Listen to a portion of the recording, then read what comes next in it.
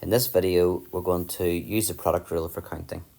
If you're revising, you can pause the video and have a go at question 1 and 2, and then question 3. So what is the product rule for counting?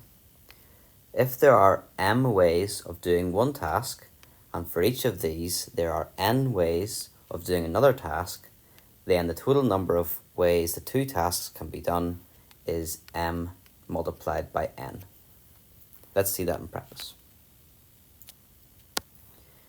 Question 1. There are 7 boys and 9 girls in a class.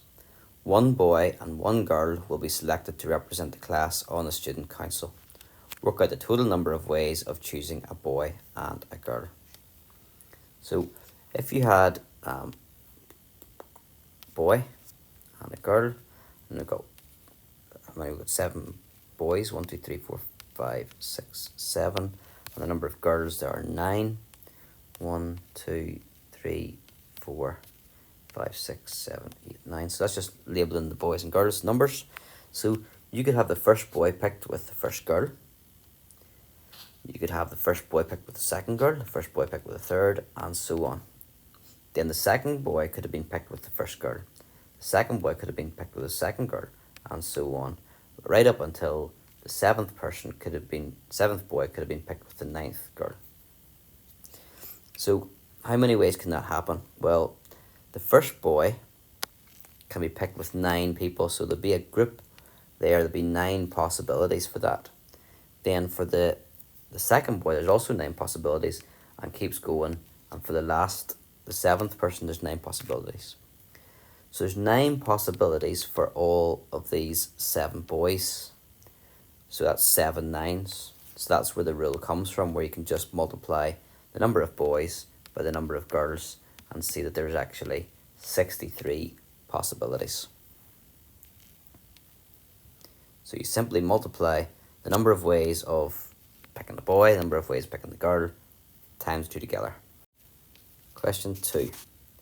On a menu, there are 3 options for a starter: soup, pate, or garlic bread.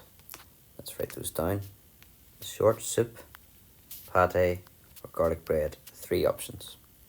And 4 options for the main: chicken, fish, beef, or lamb. 4 possibilities. John orders a starter and a main. Work out how many possibilities there are for what John will eat. Not using the rule, let's imagine he has soup. He can then have chicken or fish or beef or lamb, so 4 things. What if he had pate? Then he could have chicken, fish, beef, or lamb. What if he had garlic bread? Then he could have chicken, fish, beef, or lamb.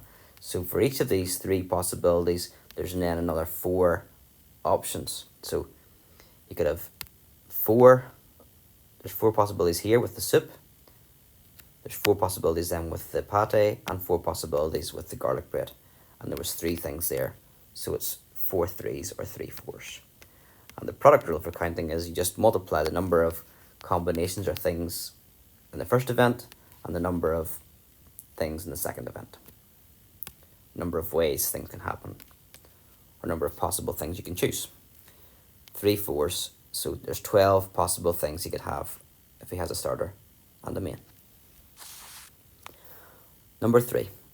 Harry picks a 4-digit PIN for his credit card. Each digit is a number 0 to 9. Harry picks a 4-digit PIN which is at least 5,000 and is even. How many possible combinations could Harry have chosen? So the way to think of this is looking at each digit separately. So we can choose between the numbers 0, 1, 2, 3, 4, 5, 6, 7, 8, and 9. Now we know that the 4-digit PIN that he chooses is at least 5,000.